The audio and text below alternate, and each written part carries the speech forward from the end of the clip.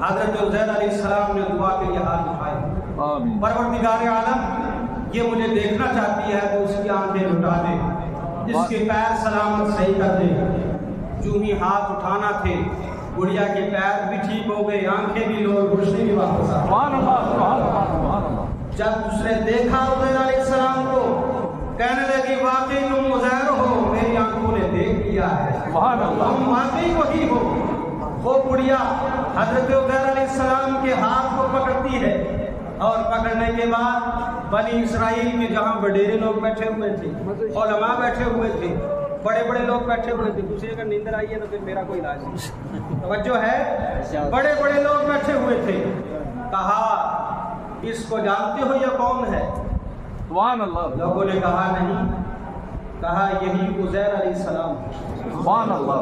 کہا وہ تو 100 سال ہو گئے، وہ گم ہو گئے تھے، یہ کیسے مانے کہ یہ عزیر ہیں؟ اور ان کے اس محفل میں ایک بیٹا تھا ان کا جس کی عمر 118 سال، سبحان اللہ۔ باپ کی عمر کتنی؟ 40 سال۔ سبحان اللہ۔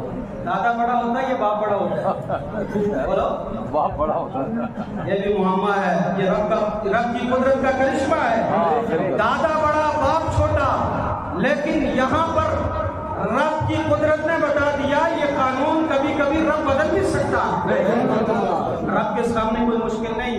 باپ کی عمر 40 سال، بیٹے کی عمر 118 سال، باپ کڑیل جوان اور بیٹوں کی آنکھیں بالکل نیچے آ گئی ہیں، چہرے اور ان کے جو سلوٹیں پڑی ہوئی ہیں، داڑھی بھی سفید، بال بھی سفید، اور باپ تر و تازہ جوان۔ سبحان اللہ، سبحان اللہ۔ کہا بیٹے نے کہا میرے ابو کی نشانی ہے کہ ان کے شانوں کے درمیان ایک نشان ہے، جب تک وہ میں نشان نہ دیکھوں میں کیسے یقین کروں یہ میرے ابا ہے؟ جب وہ نشانی دیکھی گئی آپ کی شانوں کے درمیان واقعی وہی نشانی، کہا واقعی آپ میرے والد گرامی ہیں۔ اب یہود توریت کے علماء وہاں بڑے بڑے بیٹھے ہوئے تھے، انہوں نے کہا ہم ایسے یقین ہرگز نہیں کریں گے کہ آپ واقعی عزیر ہو، اگر آپ واقعی عزیر ہو ہم نے کتابوں میں پڑھا ہے، ہماری توریت میں لکھا ہے کہ جو عزیر تھے وہ توریت کے حافظ تھے۔ کیا تھے؟ توریت کے مکمل حافظ تھے۔ اگر آپ حافظ ہو، اگر آپ وہ توریت ہمیں زبانی سنا دیں تو آپ ہم مان لیں گے کہ آپ واقعی عزیر۔ حضرت عزیر علیہ السلام نے فرمایا میں سناؤں گا ہی نہیں بلکہ لکھواؤں گا، میں سناتا جاؤں گا، کاتب سے ارشاد فرمایا تو میں لکھتے جاؤ۔ آپ نے 100 سال کے بعد وہ توریت لکھوائی۔ توریت لکھوانے کے بعد ایک ان میں بندہ بیٹھا ہوا تھا، اس نے کہا آج کی جو توریت ہے اس کو بائبل بولتے ہیں، اس میں چینجنگ آ چکی ہے، جو اصل توریت ہے وہ ہمارے دادا جان نے فلاں مقام پر دفن کی تھی۔ اب ہم سب چلتے ہیں اس توریت کو نکالتے ہیں اور اس توریت کو اس توریت سے میچ کرتے ہیں، اگر یہ مل گئی تو واقعی آپ عزیر جو ہے۔ تو عزیر علیہ السلام نے فرمایا کیوں نہیں، بے شک چلو نکال کے لاؤ۔ جب اس مقام پر پہنچے توریت کے نسخے کو نکالا گیا اور اس نسخے سے میچ کیا گیا، اس نسخے کے ساتھ ملایا گیا، ایک لفظ بھی ادھر ادھر سے نہیں، مکمل ہوئی۔ تو یہ رب کی قدرت کا کرشمہ حضرت عزیر علیہ السلام کی اس ہاتھ پر اللہ پاک نے دنیا والوں کو بتا دیا، اور اللہ پاک نے فرمایا وَلِنَجْعَلَكَ آیَةً لِلنَّاسِ، اے عزیر ہم تمہیں لوگوں کے لیے نشانی بنائیں گے، ہم تمہیں لوگوں کے لیے نشانی بنائیں گے۔ اور آج میرے بھائیوں آپ غزہ کی حالت دیکھ کر، فلسطین کی حالت دیکھ کر غمزدہ نہ ہوں، انشاءاللہ العزیز دعاؤں میں یاد رکھیں، اللہ پاک نہتے مسلمانوں کو سرخ روئی عطا فرمائے، انہیں کامیابی عطا فرمائے، انہیں قوت و غلبہ نصیب فرمائے۔ جس طریقے سے عزیر علیہ السلام نے دیکھا تھا، پھر 100 سال کے بعد دیکھا تھا، تو پھر کیا حالت تھی؟ بادشاہ بھی مسلمان تھا، وہاں کی رعایا بھی مسلمان تھی. سبحان اللہ سبحان اللہ. وہاں ترقی و تعمیر کے سلسلے تھے. انشاءاللہ العزیز وہاں پر بھی ترقی ہوگی, وہاں پر بھی اسلامی ملک بادشاہ دوبارہ آئے گی, وہاں پر بھی اسلام کا قلعہ فتح ہوگا اور اسلام کا علم بلند کیا جائے گا. سبحان اللہ. قرآن پاک نے فرمایا, حضرت عزیر علیہ السلام نے عرض کی, اعلمو اے پروردگار عالم, میں جانتا ہوں ان اللہ علی کل شیء قدیر, اللہ تعالیٰ ہر چیز پر قادر ہے, اللہ تعالیٰ سب کچھ کر سکتا ہے. حضرات محترم, آج لوگ کہتے ہیں کہ نبی ہماری طرح ہیں.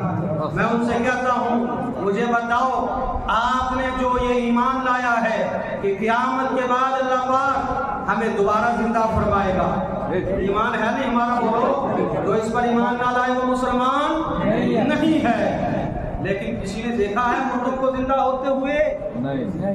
بولو, ہمیں حکم ہے الذین یؤمنون بالغیب, وہ لوگ جو غیب پر ایمان لائیں وہی لوگ کامیاب ہیں. لیکن اللہ کے جو برگزیدہ پیغمبر ہوتے ہیں ان کی شان یہ ہوتی ہے وہ غیب پر نہیں بلکہ دیکھ کر ایمان لاتے ہیں. اللہ دکھلا دیتا ہے کہ دیکھو ہم نے کیسے زندہ کیا ہے. آپ کے سامنے 100 سال کے بعد اس گدھے کو بھی زندہ کیا اور 100 سال کے بعد اجڑی ہوئی بستی بھی دوبارہ ہماری. اور ایک بات یہ کہ آج یہ کہہ دیا جاتا ہے کہ ہم بغیر وسیلے کے رب کائنات تک پہنچتے ہیں.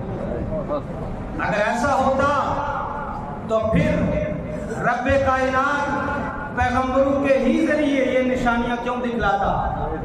رب کائنات نے بتلا دیا.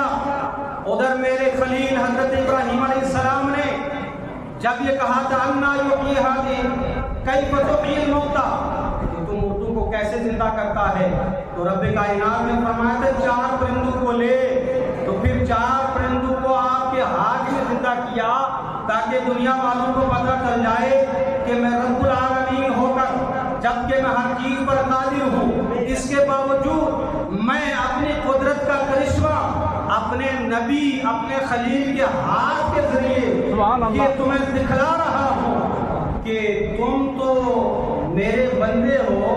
میں رب ہو کر اگر نبی کے ذریعے کوئی چیز تمہیں دکھا رہا ہوں, تم تو میرے بندے ہو, تمہیں زیادہ لائق ہے کہ تم نبی کے ذریعے میرے تک پہنچا.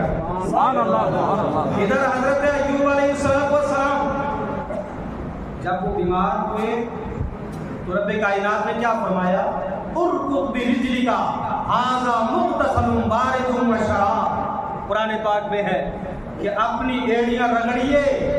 جب ایڑیاں رگڑی گئی تو پھر اس ایڑیوں کی برکت سے پانی پیدا ہوا. جب صاف و شفاف چشمہ نظر آیا تو رب کائنات نے فرمایا اب اس کو پیو, اس میں غسل بھی کرو. آپ نے وہ پیا بھی, آپ نے اس میں غسل بھی کیا. اس پینے کی برکت تھی, اس غسل کی برکت تھی کہ آپ کی بیماری اللہ پاک نے شفا کر, آپ کو شفا نصیب ہوئی. کیوں؟ رب کائنات نے بتا دیا کہ میں نبی کے پیر سے لگنے والے پانی کے اندر بھی شفا دیتا ہوں. رب کائنات چاہتا, رب کائنات کی شان کیا ہے, اذا اراد اللہ شیئا ان یقول له کن فیکون. رب کائنات جب کسی معاملے کا ارادہ فرماتا ہے, ارشاد فرماتا ہو جا, وہ چیز ہو جاتی ہے. رب چاہتا تو حضرت ایوب علیہ السلام کو بغیر پانی میں نہائے ہوئے, بغیر پانی پیے ہوئے شفا دے سکتا تھا. نہیں بولو, دے سکتا تھا نہیں. لیکن رب نے ڈائریکٹلی ان کو شفا نہیں دی تاکہ دنیا والوں کو پتہ چل جائے کہ میں رب ہو کر بھی تمہیں وسیلے کے ذریعے شفا دے رہا ہوں, تاکہ تم بھی جب میری بارگاہ میں کچھ عرض کرنا چاہو میرے محبوبوں کو چھوڑ کر نہیں, ان کے دامن کو پکڑ کر میری بارگاہ میں آؤ. جو ہے اس لیے تو اعلیٰ حضرت فرماتے ہیں وصل مولا چاہتے ہو تو وسیلہ ڈھونڈ لو, وصل مولا چاہتے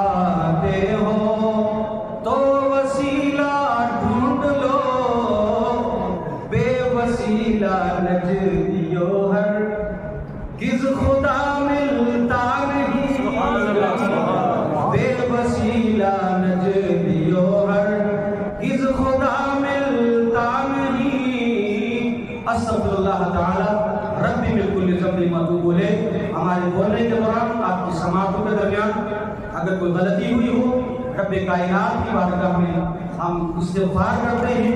سب پڑھیے استغفر اللہ العظیم استغفر اللہ العظیم استغفر اللہ العظیم. کلمہ شریف کا بیت کیجیے لا الہ